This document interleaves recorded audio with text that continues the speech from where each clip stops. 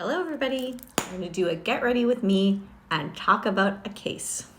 So since you guys liked the last case law talk that I did, I thought I'd talk about another case. So you'll have to excuse me because this is definitely outside of my comfort zone. I don't normally do my makeup and talk to anyone, so if I make a few mistakes, I'm sorry. So this particular trial was about a parenting arrangement for a 12-year-old daughter. And the mother had made a claim for spousal support from the father as well. Now, there have been recent changes to the Divorce Act that really recognize the importance of family violence in making these types of decisions.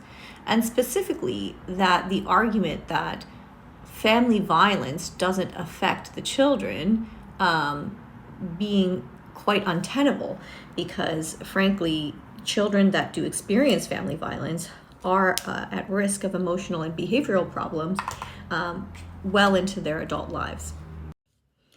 So the mother had asserted that there had been family violence here in this case, and a few of the examples that she gave to demonstrate her family violence, the violence going on in her family were that her husband would call her all sorts of deplorable names. He would constantly criticize her and remind her that she did not have a very high education level. And he threatened often to take her children away from her should she try to leave him. And he would tell her that she had no claims to his property or his money. And then there was the matter of how he treated his daughter. And basically, he would treat her quite the same. So if she, for example, didn't understand her homework, then he would say to his daughter that she was dumb, like her mother.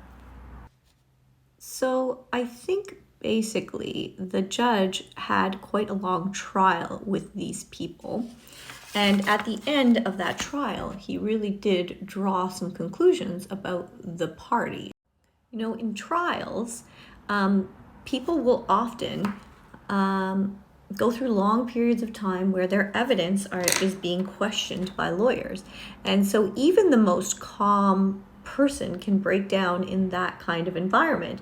But this is even more true when it comes to people who are sort of bad actors or abusers who are used to having control. So in this case, Justice Scher wrote, "Trials are often revealing." The father started off his testimony as a calm, measured, and charming, self-effacing person. But that version of the father quickly disappeared once his evidence was challenged. So to explain, in the earlier part of the judgment, he talks about how, the judge talks about how he didn't really take anyone's testimony at face value, but that throughout the trial, the father's behavior was very, very telling and was able to point to what kind of a person he really was during the marriage. I'm going to get it here and I'm going to read it to you because Justice Scher's opinion was very interesting in this, and I think is very telling of why he decided the case in the way that he did.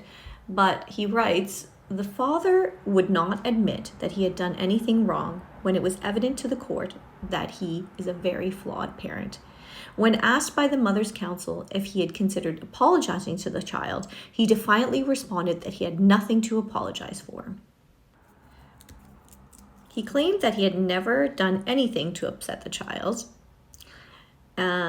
His lack of insight into his conduct, despite his counseling sessions, made him a poor candidate to change." So in the end, the court did order primary residence with the mother and said that the father's parenting time could be decided at the discretion of the mother. So the mother could exercise the discretion to allow the father to see the child, or she could decide that he wasn't ready to see the child, and that would be up to her. Finally, Justice Scher writes, to move forward, the father will need to take responsibility for his large role in damaging the relationship with the child. He needs to stop blaming everyone else.